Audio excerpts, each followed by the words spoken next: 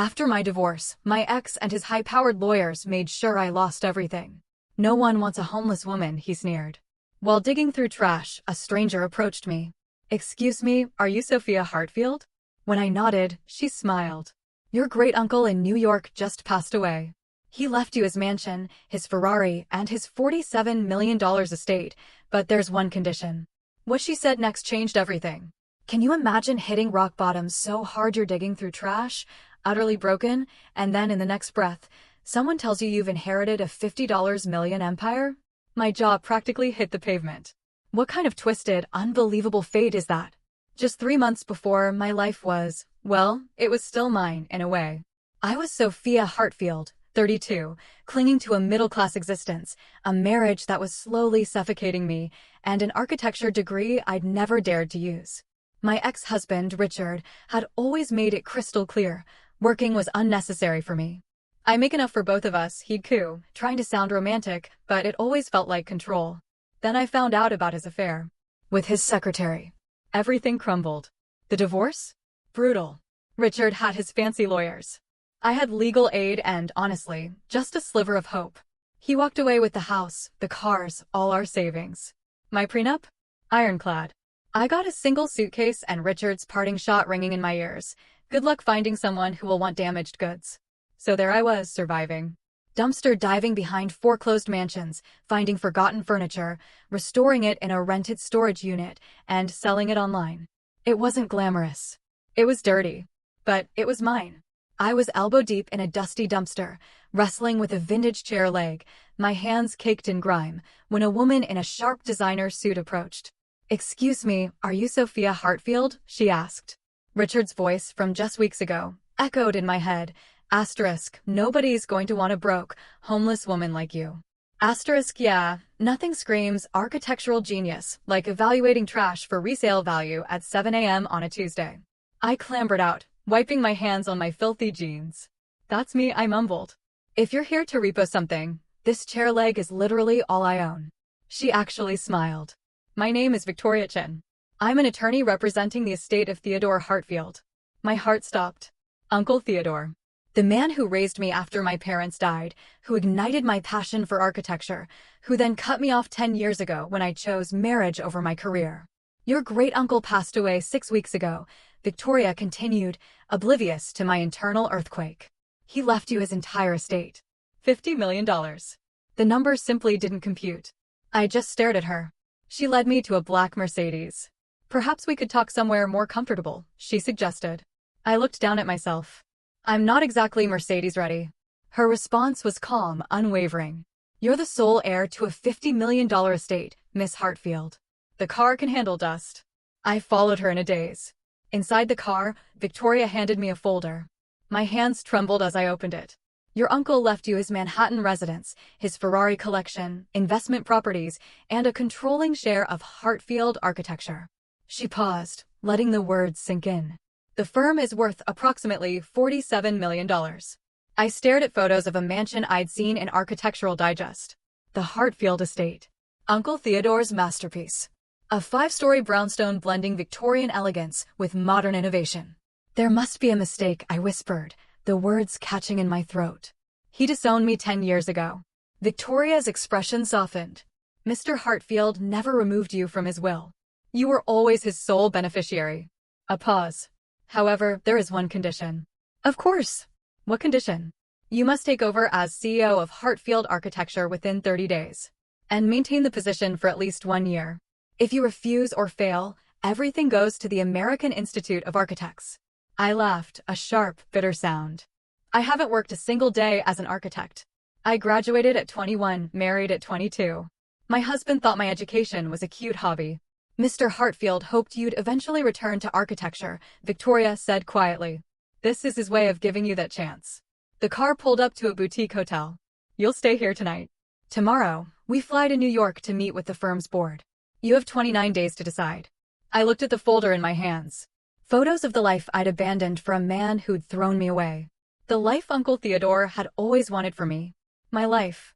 I'll do it, I said, a new resolve hardening my voice. When do we leave? Victoria smiled. 8 a.m.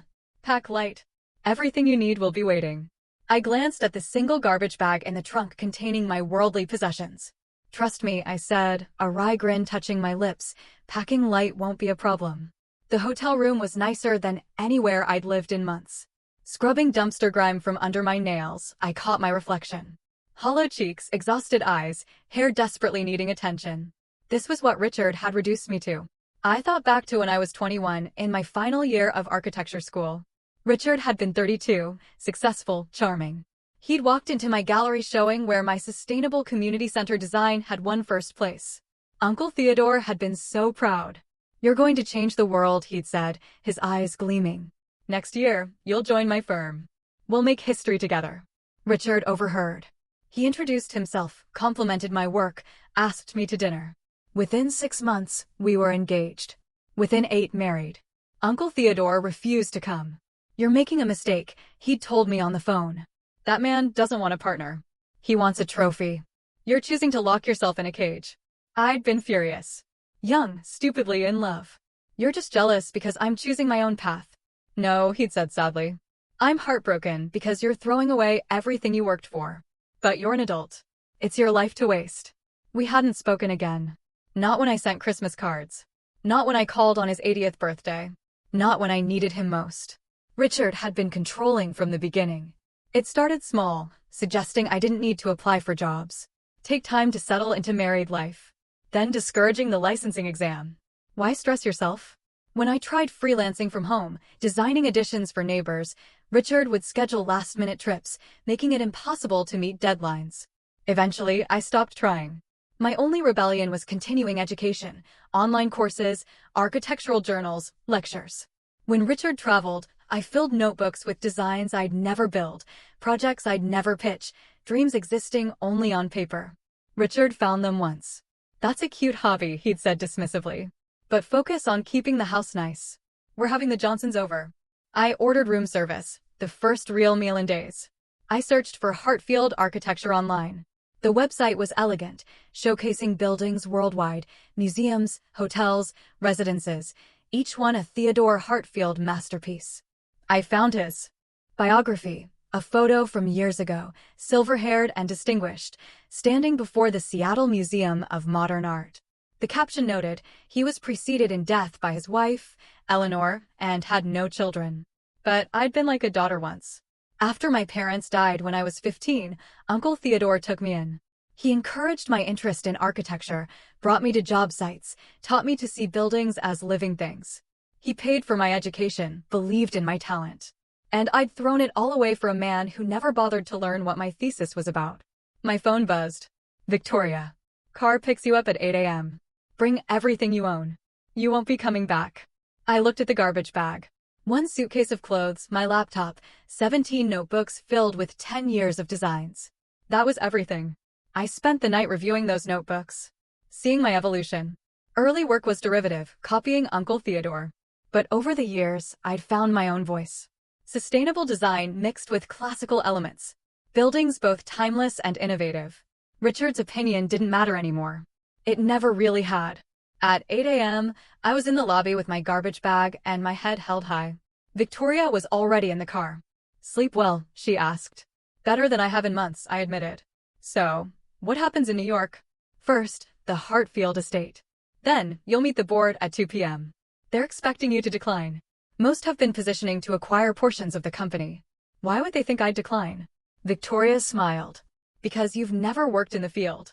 Most people would be intimidated." Good thing I'm not most people. And for the record, I know plenty about architecture.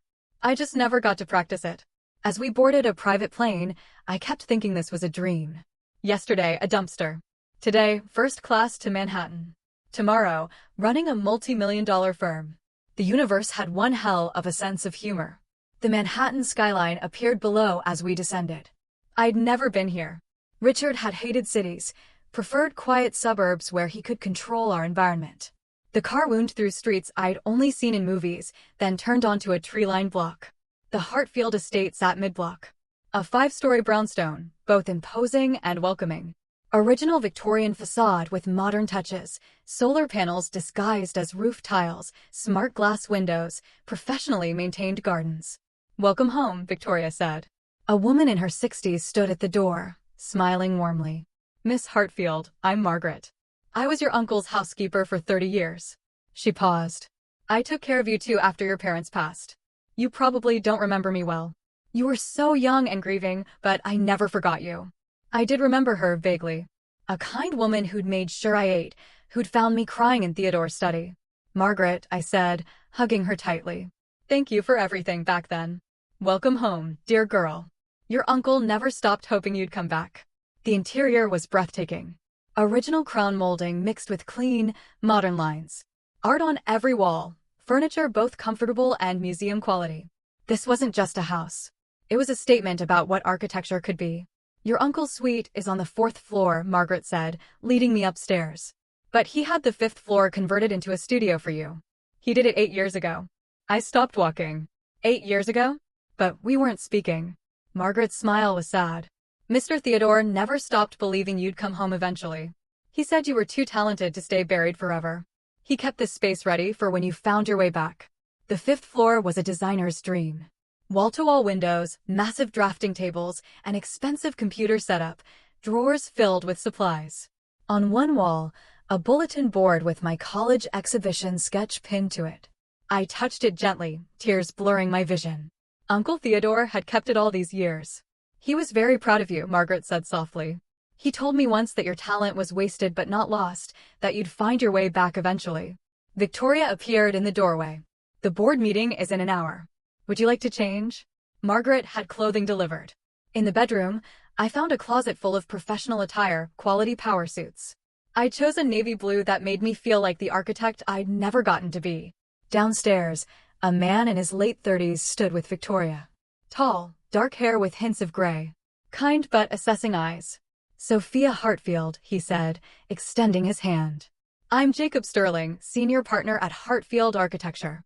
I worked with your uncle for 12 years. The Jacob Sterling. You designed the Seattle Public Library expansion, I stated. His eyebrows rose. You know my work? I know everyone's work. I might not have practiced, but I never stopped studying. Your library expansion incorporated biophilic design principles. Most architects ignore it. It was brilliant.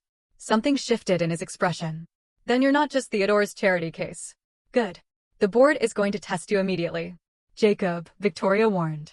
No, he's right, I said. They're expecting me to fail. Uncle Theodore knew that too. Jacob smiled. Theodore said you were brilliant, but beaten down. He said the woman who walked into that boardroom would tell us everything we needed to know about whether you'd survived intact.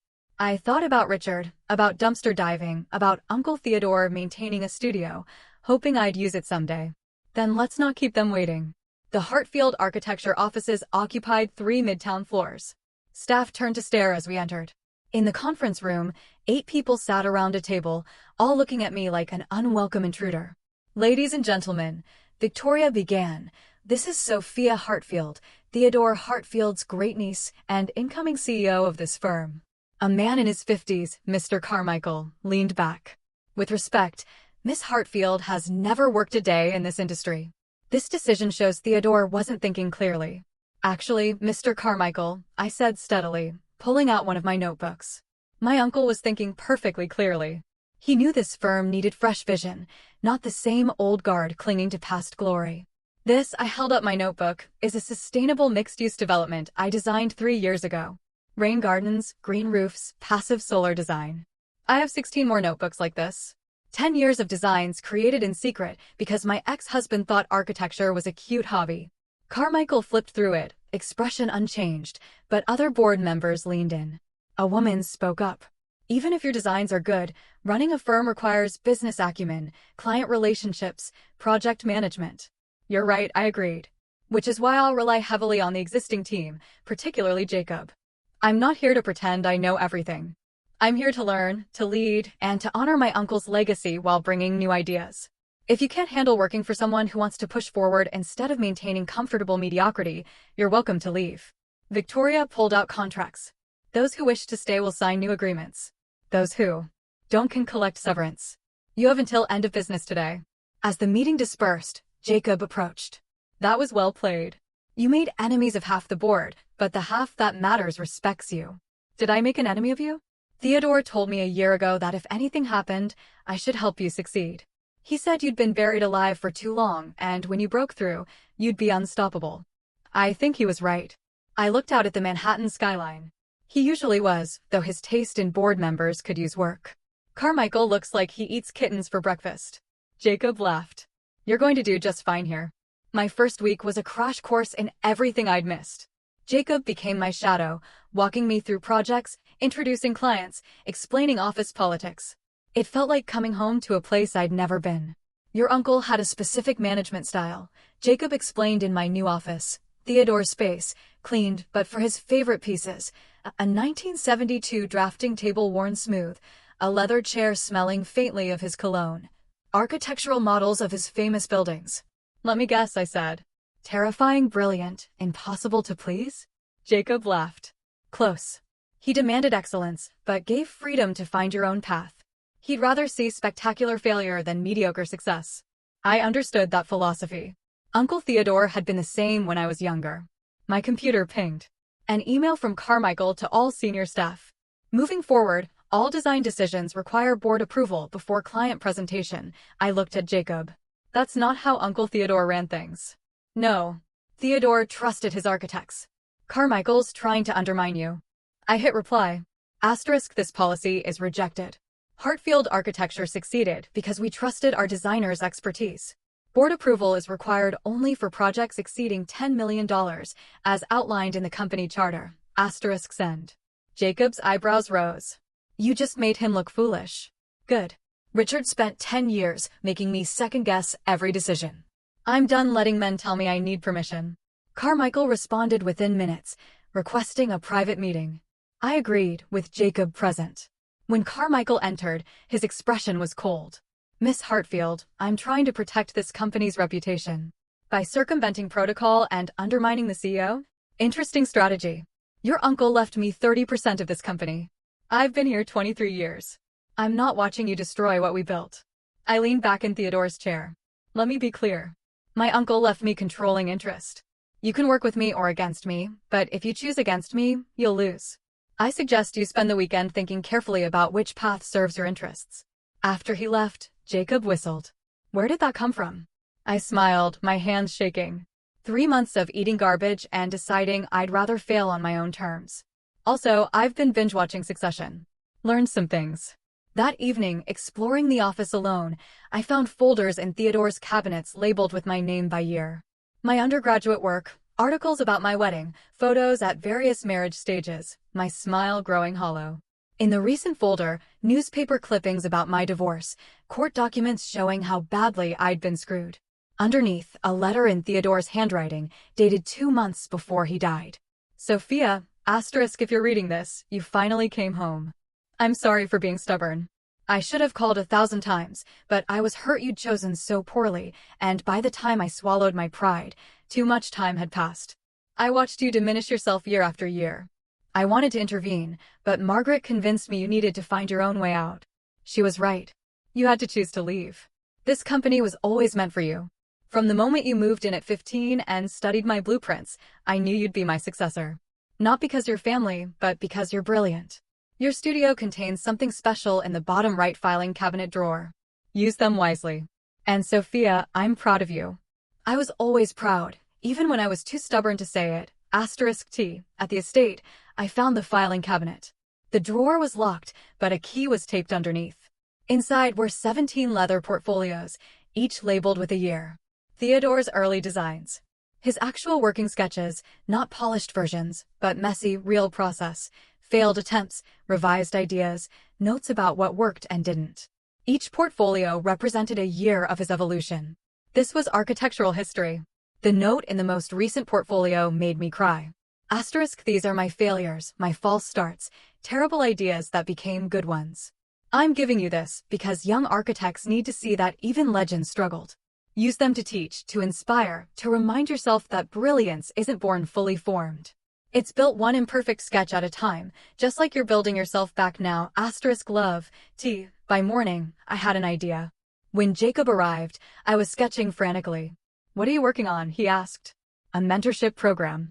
The Hartfield Fellowship. We'll bring in architecture students from diverse backgrounds. Show them these portfolios. Let them learn from Theodore's process. Real project experience, paid internships, actual involvement. Jacob studied my sketches. That's expensive and time-consuming. That's the point. We're not just building buildings. We're building the next generation.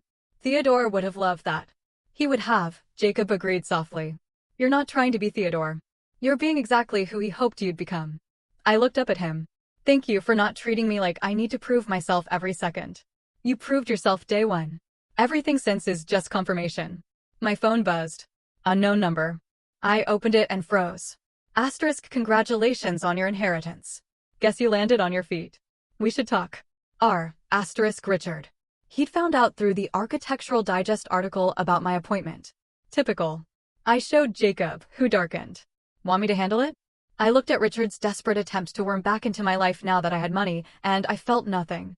Just distant pity. No, I said, deleting and blocking. He doesn't deserve any response. He was already disappearing from my story. And it was true. Richard was becoming irrelevant. A footnote in a much better story. The Anderson Project was my first major client presentation as CEO. A tech billionaire wanted a cutting-edge Seattle headquarters. Sustainable and statement-making. Exactly what Hartfield architecture was known for. I'd spent 3 weeks on the design with our engineers. Green roof, rainwater collection, smart glass optimizing light and temperature. The building would be alive, responsive. Jacob called it exceptional. Theodore would be proud. The presentation was scheduled for 10 a.m. At 9:45, I arrived to find my laptop missing. My models were there, but the computer with my presentation was gone. Looking for this? Carmichael stood in the doorway, holding my laptop. Found it in the break room. Someone must have moved it. Right. And I'm the Queen of England. But I didn't have time to argue. I opened the laptop. Would be proud. You turned your pain into power. That was always his plan. Every test, every challenge, building toward this, toward you understanding that I'm not defined by who tried to break me, but by how I rebuilt myself. So, what's next? You've conquered your demons, grown the company, started a revolution. What does Sophia Hartfield do for an encore? I smiled, pulling out a sketch I'd been working on. I want to use the $30 million from Theodore's final trust for something ambitious. A nationwide public architecture initiative. Libraries, community centers, public spaces designed with the same care usually reserved for luxury projects. Architecture that serves everyone. Jacob studied the sketches. A nationwide initiative. That's ambitious. Theodore always said the best architecture should be democratic, that beauty and innovation shouldn't be luxuries. This is how I honor his memory while making my own mark. Our own mark, Jacob corrected. Partners. Remember? I kissed him, tasting happy tears. Partners in everything. The wedding happened in April, exactly 18 months after I'd climbed out of that dumpster. We kept it relatively small, about 100 people, held in the estate's rooftop garden that Theodore had designed decades ago. Emma was my maid of honor, having graduated from the fellowship and joined Hartfield full-time. She'd cried when I asked her, "You changed my life. Not just my career, my entire understanding of what's possible." "You did that yourself," I told her. I just opened the door. Patricia walked me down the aisle. Theodore's closest friend, serving as the family I'd chosen. Margaret sobbed through the ceremony, clutching a handkerchief Theodore had left specifically for this occasion. Jacob's vows were simple and perfect. "Sophia, you taught me that partnership means celebrating each other's strength, not competing with it. You've made me a better architect, a better man. I promise to always see you, challenge you, and believe you're capable of the impossible." My vows were harder without crying. Jacob, 18 months ago, I was convinced nobody would want me, that I was broken. You didn't just prove that wrong. You made me understand I was never broken. I was just waiting to find someone who saw my cracks as places where light could enter. Thank you for being my partner in every sense, and for loving me exactly as I am. We danced under string lights, surrounded by people who'd watched me transform. The documentary crew filmed a brief epilogue segment, the final chapter of an award-winning series about architecture, redemption, and second chances. As evening wound down, Jacob pulled me aside to the studio. On the drafting table was a leather portfolio I didn't recognize.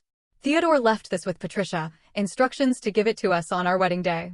Inside were sketches, dozens of them, designs Theodore had created but never built. Community centers, schools, affordable housing, social architecture for people society often overlooked. The note read, Sophia and Jacob. These are my dreams that I never had time to realize. Now they're yours. Build them together, boldly, for people who need proof that someone sees their worth. Architecture isn't just about creating beautiful spaces. It's about creating spaces that make beautiful lives possible. I love you both. Now stop reading and go dance with your wife, Jacob. We laughed through tears. Theodore's voice so clear. Then we returned to the party, to the life we were building together. The Public Architecture Initiative launched the following year. Using Theodore's final trust and additional funding from Hartfield's profits, we began designing and building libraries, community centers, and public spaces across the country. Each incorporated sustainable design, local artists, and community input, architecture as collaboration. Emma led the design for the Philadelphia Community Library, her first project as lead architect. I attended the opening, watching her explain her vision to the press. Architecture saved my life, Emma told reporters. Not just as a career, but as proof that I could build something meaningful. Sophia Hartfield taught me that buildings are more than structures.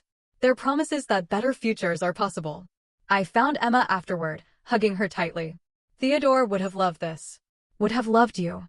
I know, she whispered. Because you loved me enough for both of you. Thank you for seeing potential when I couldn't. Hartfield architecture grew steadily over the next few years. Not chasing prestige, but pursuing projects that aligned with our values. We designed schools in underserved communities, affordable housing that didn't sacrifice beauty, public spaces that brought people together. We won awards. But more importantly, we changed lives. Richard faded into obscurity. His business failing, his reputation destroyed by his own actions, and multiple women who came forward with similar stories. I heard about it through former acquaintances and felt nothing. No satisfaction, no vindication, just complete indifference. He'd become what he'd always been, irrelevant. 5 years after taking over Hartfield, I was invited to give the commencement address at my architecture school. I stood at the podium, looking at graduates who reminded me of the person I'd been once. When I graduated, I had a degree, a dream, and absolute certainty about my future. Within a week, I'd abandoned all of it for a man who needed me small. For 10 years, I disappeared into a life that wasn't mine. But here's what I learned. You can't actually lose yourself. You can displace yourself temporarily, but your essential self remains, waiting for you to remember. When I finally escaped that marriage, I had nothing. No money, no home, no confidence. But I had my education, my passion, and a great uncle who believed I was worth waiting for. Some of you will take straightforward paths. Others will detour through darkness first. Both journeys are valid. What matters is remembering this. You are architects. You see potential in empty spaces. You understand that foundations must be strong before buildings can rise. Apply that same vision to your own lives. Build yourself carefully, honestly, courageously. And when life tries to tear you down, remember you're trained to reconstruct from ruins. The applause was thunderous. Resilience. And the power of refusing to stay small when the world tries to diminish you. That evening, I returned to the estate where this chapter began. Jacob was in the studio, working on sketches for a Detroit Children's Museum. Margaret had dinner waiting. I climbed to the rooftop, to the garden where Theodore had imagined my homecoming. The city stretched below, full of buildings designed by people with dreams and determination. I thought about the woman who'd climbed out of that dumpster 18 months ago, believing she'd lost everything. I wished I could tell her what was coming. But more than that, I wished I could tell her the most important thing. She was already everything she needed to be. She just needed time and space to remember it. My phone buzzed. Emma just landed the commission for the San Francisco Community Center. Your blueprint is changing the country. Thank you for believing in me. I smiled, typing. About? Everything. Where I was, where I am, where we're going next. And where are we going? I turned to face him, this man who'd chosen to build alongside me. Wherever we design next. Together. He agreed. And in that word was everything: partnership, trust, love, and the understanding that the best architecture, whether buildings or lives, is created by people who refuse to diminish each other's light. Theodore had given me more than money or property. He'd given me the gift of hitting rock bottom hard enough to understand what solid ground felt like. He'd proven that sometimes the people who love us most let us struggle because they believe we're strong enough to save ourselves. And I'd saved myself, built myself back stronger, and created a legacy that had nothing to do with inheriting success and everything to do with becoming exactly who I was. Always meant to be.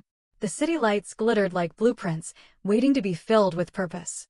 Tomorrow, I'd return to the office, to projects and problems, and the beautiful complexity of creating spaces that changed lives. But tonight, I stood on Theodore's rooftop, with Jacob beside me, wearing Eleanor's ring alongside my engagement ring, and understood the truth my great-uncle had spent years teaching me. You can take everything from someone except their ability to rebuild. And when they rise from the ashes, they don't return to who they were.